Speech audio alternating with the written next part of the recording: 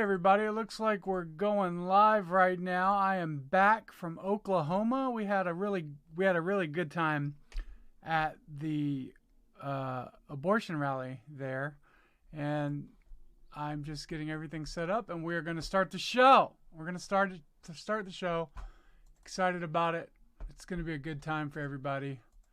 Just give me a minute to set up my chat window so I can interact with you guys. And we will be good to go.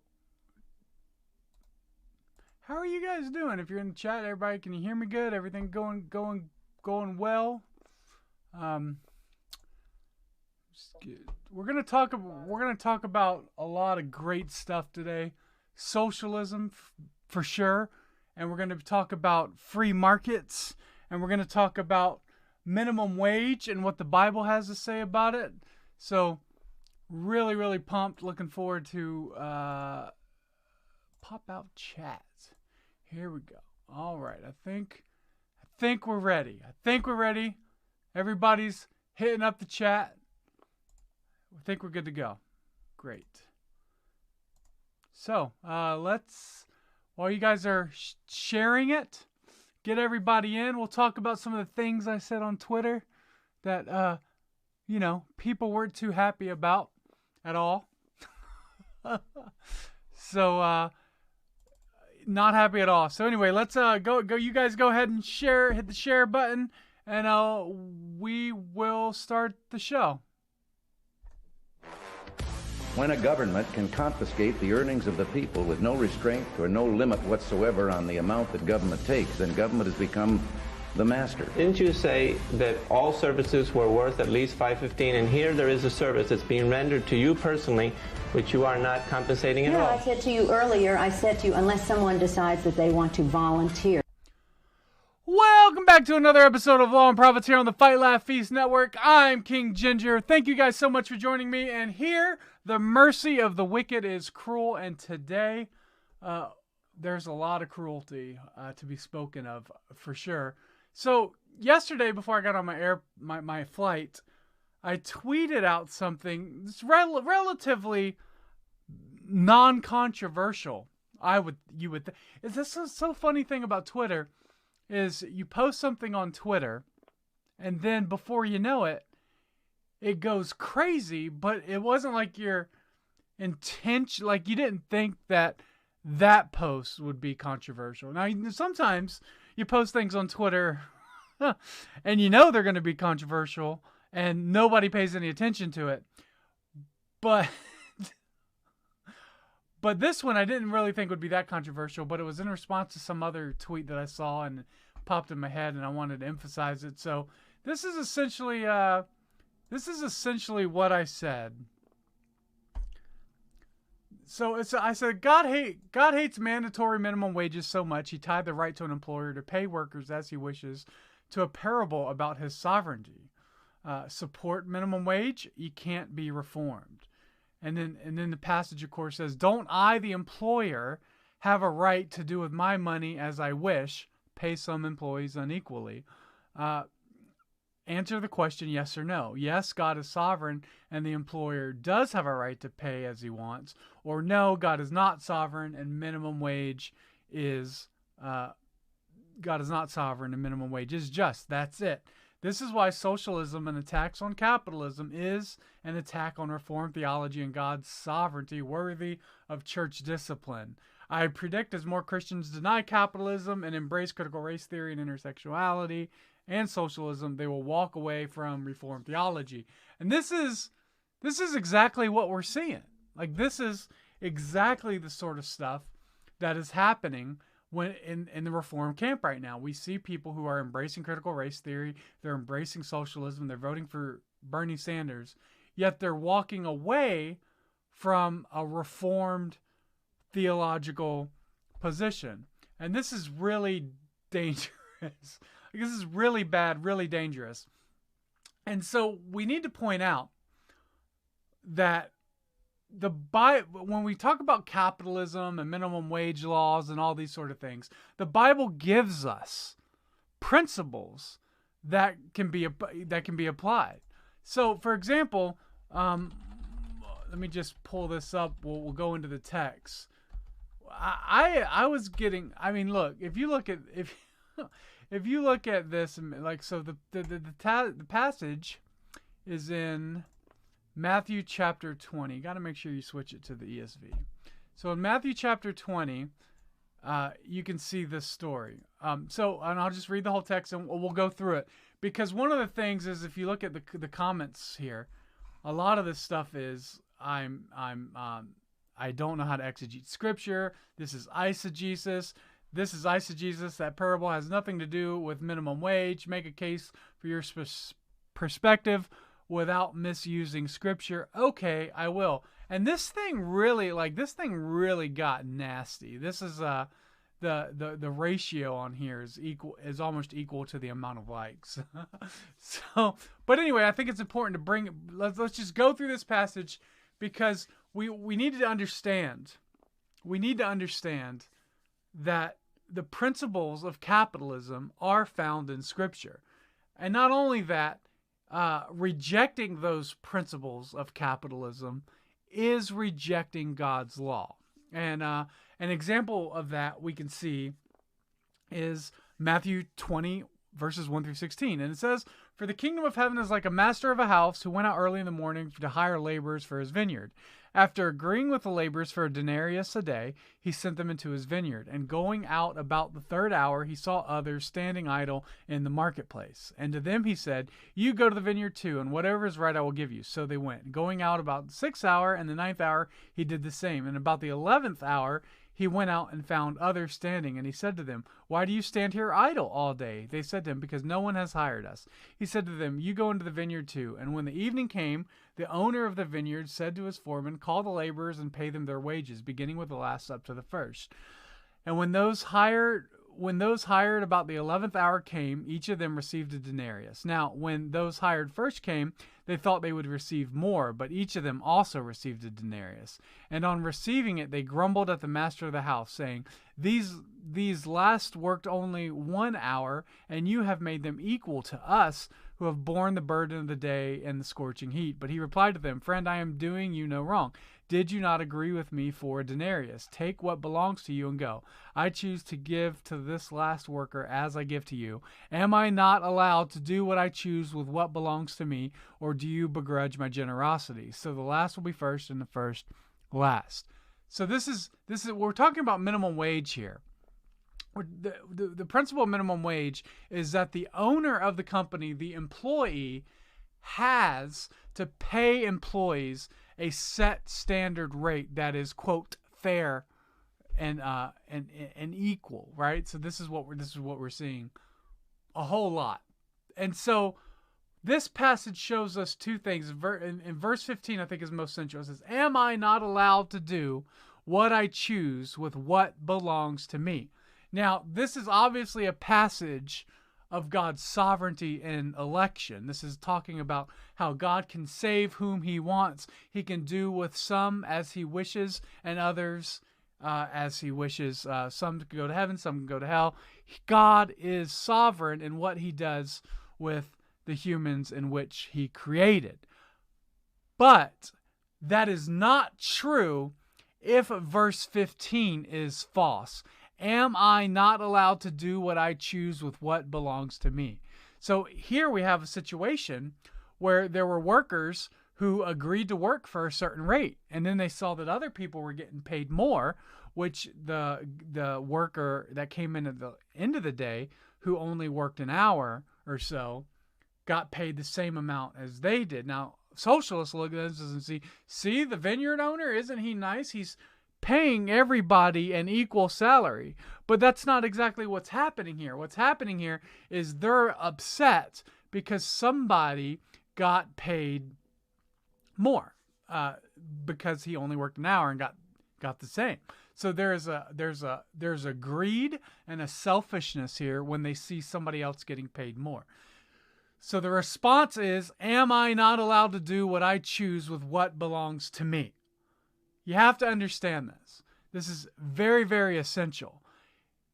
If that verse, the basic application of that verse in the vineyard setting, if that principle is false, that vineyard workers are not allowed to do with their money, that vineyard employees, the owners of the vineyards, are not allowed to do with their money what they want in terms of hiring people, then God's sovereignty can be rejected. And so this is the essential understanding of this passage. Now, an example of this, for those of you guys that are saying that I'm reading politics into this, I'm reading economy into this, what I'm arguing is that when Jesus uses parables, he's using basic principles that have to be foundationally true and easily to be understood. So, for example, when the Bible talks about Jesus throwing, was talking about evangelism, and it's talking about the farmer who sows seeds, and some seeds wind up on, let's go full screen, and some seeds wind up on a scorched earth, and then they get scorched, or some have thorns or whatever. Now, if seeds don't act that way, if seeds, for example, can thrive when the sun dries them out, or if they can thrive among thorns and not be strangled, if that is true, then the parable doesn't make sense. But the parable of sowing seeds makes sense because the laws of nature and the laws of God in terms of how seeds work and how seeds grow is true. So this is the basic principle. So in Matthew 20, there's a basic principle too, and that is the vineyard owner has a right to do with his property as he wishes. So there's an assumption there that destroys socialism right off the bat. And that principle, and that foundational principle, is that he has and owns property. Now, socialism doesn't allow people to own property. It definitely doesn't allow the rich or the wealthy to own property, because the principle in socialism is the wealthy have to give away by force of government threat anything that belongs to them. And so this is the problem we're seeing here. This is the problem we're seeing, is that we have people that believe that wealthy people must be forced by the hand of the government to give away what belongs to them. And in this passage in Matthew 20, Jesus is saying that the vineyard owner actually has a right to pay employees as he wishes, because the money that the vineyard owner has is actually his money. So it's a pretty simple case. It's pretty simple. It's not hard to understand. But this created so much I got the nastiest DMs I've ever received. Ever received. I got the nastiest DMs just from saying that this parable gives a principle in terms of how things are applied to the world. And so it's just crazy and insane. So what I want to do is, a lot of people were asking as a result of this, well, provide scripture that says the Bible supports capitalism. I don't see that in scripture. Where is that? So what I want to do is, first off, I want to point you to a book that is absolutely critical and essential to understanding how this whole thing works and operates. So the book is called Productive Christians in an Age of Guilt Manipulators, and I'll just show you the title of it so you can find it on your own. Productive Christians, desktop, there we go.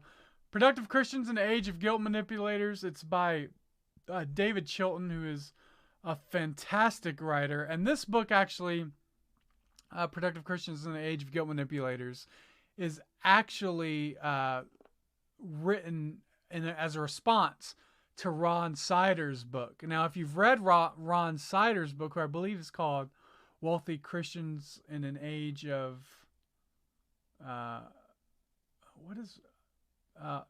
it's something Wealthy Christians in an Age of... What is it? Let me see if I can find it real quick. I've read the book. I really have. Wealthy Christians in an Age... is that it? Wealthy Christians in an age of hunger. That's what it is. Wealthy Christians in an Age of Hunger was Ron Snyder's book. And so if you've read Ron Snyder's book, his only argument is essentially that the way we can fix the problem of poor people is by giving away the wealth that is spent on golf every year. Like, he makes that argument all the time. If we could fix AIDS in Africa if only we spent the money on golf. Instead of spending it on golf, we spend it on charities or stuff in Africa. That's most of his book, and I'm not kidding when I say that. That's literally the argument he uses. He calculates the total amount of money spent on golf in the United States and says this will solve AIDS in Africa and all this other stuff. And so David Chilton wrote in response one of the best book on Christian economics I've ever seen, and this is free on Gary North. Gary North's books. By the way, if you go to this website right here, it is it's not showing up on my screen, but anyway, it's GaryNorth.com/free-books/docs. If GaryNorth.com free books, you can find it. Also, if you Google Productive Christians in the Age of Guilt Manipulators, this is the first PDF that comes up. This is a very, very important book. I really, really hope that more people actually listen to this book. It's free. And so what I want to do, I have, there's a specific page I'm looking for. Page 195. Actually, I don't even need the page because I have the verse already already here. So this is Deuteronomy 8:11-20. And this is a really really good verse that I think really destroys the socialism that we're seeing. And when I say socialism that we're seeing, we're not just seeing like people who are like maybe thinking on these ideas. We're seeing people who are absolutely militant towards this idea that socialism is Christianity. It's funny to me when I say that I can find capitalism in Scripture. People laugh and mock me and say you're reading political theories and human institutions into Scripture, whereas they'll respond with all these verses that they think demonstrate socialism in Scripture, which is absolutely poor understanding of the text. But it's funny that they can do it, but when we do it, it's just like socialism is their God-given institution, whereas we would say capitalism is prescribed in Scripture as the economic system that results in following God's law. So this passage right here in Deuteronomy is really good. It says so God's, this is talking about all the blessings God has given people. He says he led you through vast and dreadful wilderness, that thirsty and waterless land with its venomous snakes and scorpions. He brought you water out of hard rock. He gave you manna to eat in the wilderness, something your ancestors have never known, to humble and test you, so that in the end it might go well with you. You may say to yourself, my power and the strength of my hands have produced this wealth for me. Listen to what God says. But remember the Lord your God, for it is He who gives you the ability to produce wealth, and so confirms His covenant, which He swore to your ancestors as it is today. So listen, this is very, very important. God is the one who gives you, humans, the ability to produce wealth so that God confirms His covenant. That is so radically different than anything we are seeing today. It's so radically different, so radically crazy. Okay? We're looking at a society where the Democrats are debating what to do with these awful wealthy people. All these people who have all this money and they're just greedy and selfish and they're not giving their money to people like me. And then God is saying, you have wealth because your wealth, your ability to create wealth, confirms my love for you. It confirms my covenant. It confirms wealth. Look at this. Producing wealth confirms that Jesus died on the cross for the sins of man. So yeah, when I say that capitalism is Christian, this is exactly what I'm talking about. This is not a joke. When we're arguing that wealth is inherently evil and these billionaires are evil because they have billions of dollars and nobody needs $1 billion. Nobody needs all this money. The Bible, God is saying, not necessarily to a specific billionaire. It's not saying that that billionaire is saved because he's wealthy. Clear that up right away. I'm sure people will use that anyway to make that case. What it is saying is that the ability for a nation to produce wealth is a sign of God's covenant. So just in terms here, when we see third world countries who have rejected the gospel and they're poor and they have very little, or they're not able to get over the sins of that nation, and they live in dirt and mud houses. It's because primarily the rejection of the gospel. And so when a nation rejects the gospel, they are cursed. And part of that cursing is the inability to produce wealth, famine, hunger. All of these things are a result of a rejection of the gospel. So when we see a nation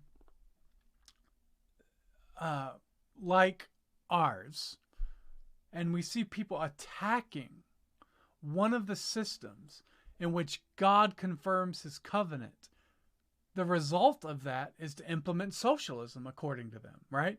They implement socialism. And by implementing socialism,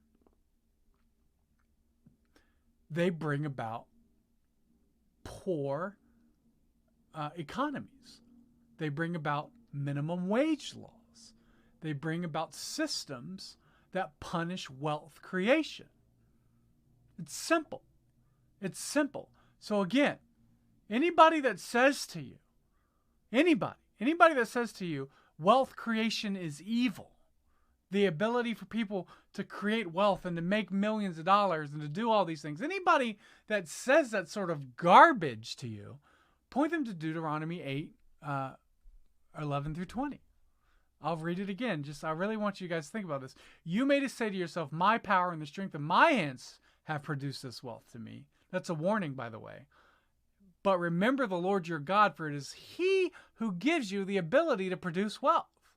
Wealth creation is of God. It is from God. And it is to confirm his covenant with people. Very, very basic text here. This is presented over and over again in David Chilton's Productive Christians in the Age of Guilt Manipulators. Sometimes I confuse the two.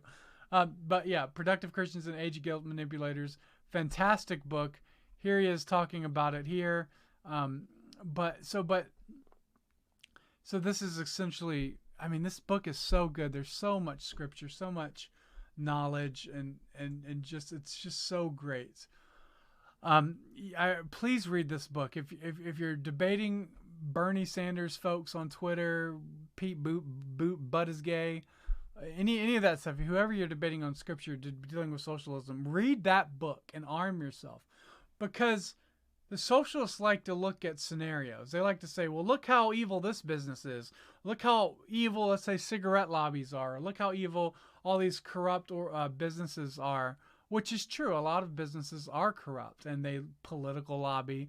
But it is, again, the government that creates these problems. It's the ability for the government to regulate industry that creates corrupt political lobbies and stuff like that. And so those sort of things harm wealth creation because they're not part of God's law.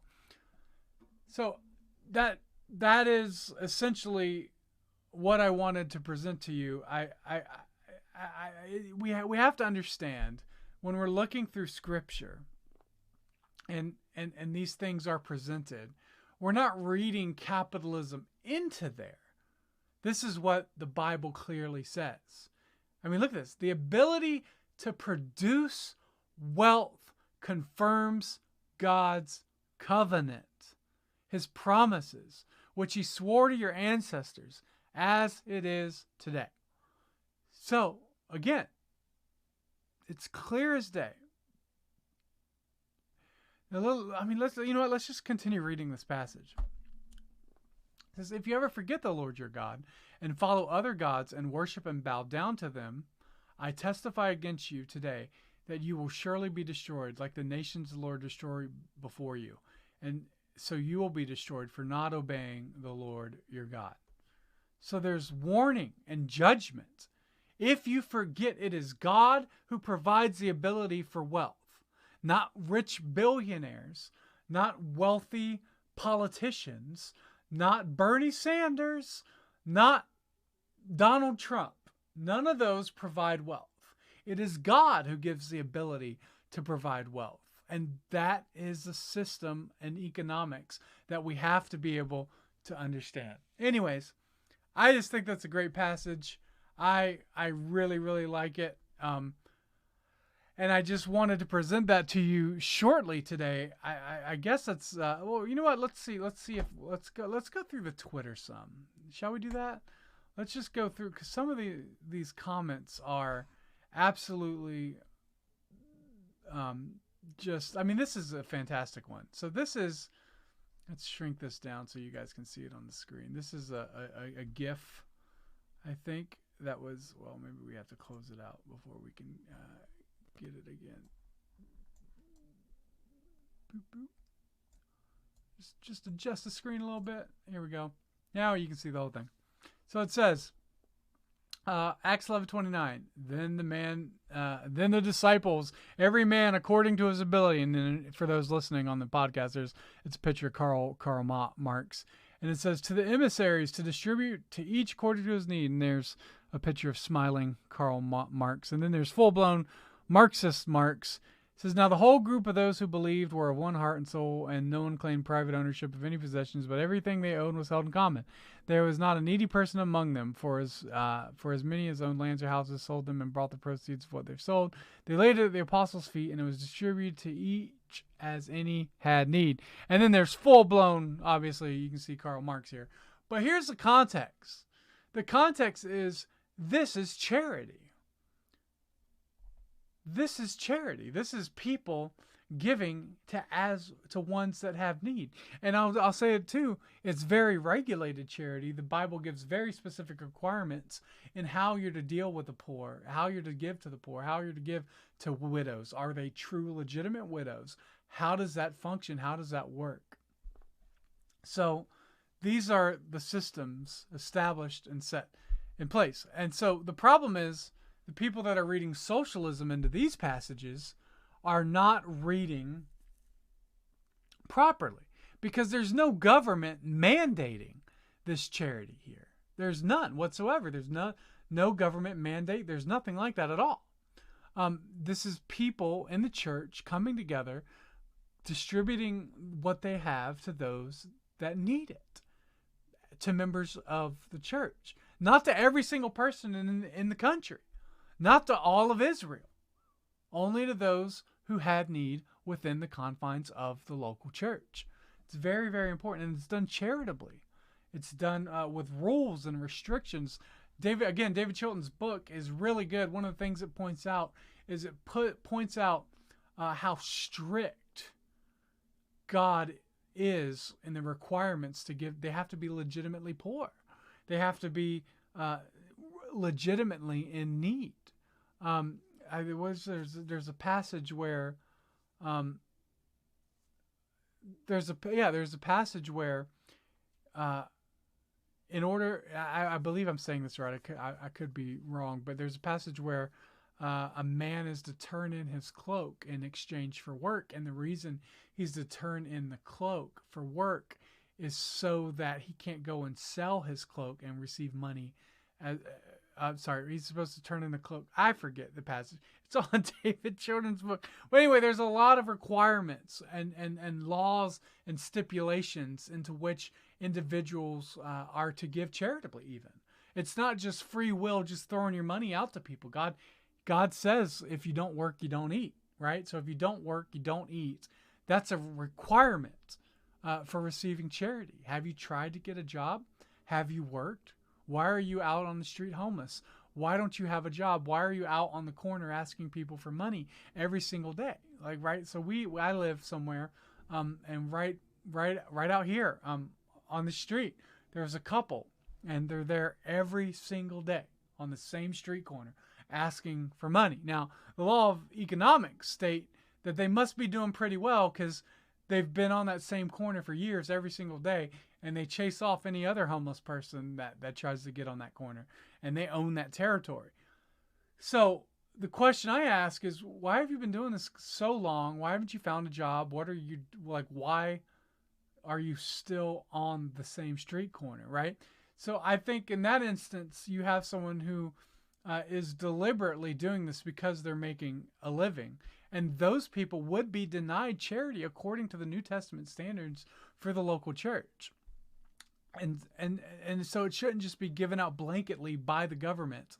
And it's amazing to me how many people are doing this. It's amazing. It's absolutely unbelievable. It really is. And let me just take a moment. I want to make sure that I mean, my Twitter is going insane right now, just because of that tweet. It's really insane. It's really insane. So make sure you go ahead and follow me on I'm King Ginger. Really appreciate that. Maybe you guys can tag team and give support, because it is nuts what is happening, unbelievably so. Thank you guys to those in the YouTube chat. Thank you guys for everything. Be sure you sign up for the Fight Laugh Feast Club.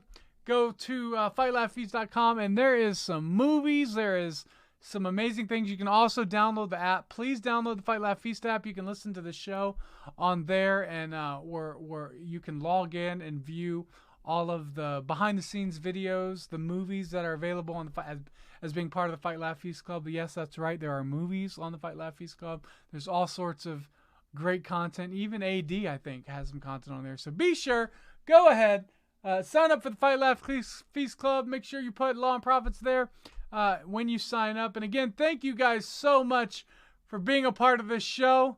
Thank you guys so much for tuning in. Please be sure to share, and go to youtube.com/crownrightsmedia and like and subscribe and hit that button and hit that bell if you have not done so already. And until later, I will talk to you guys later.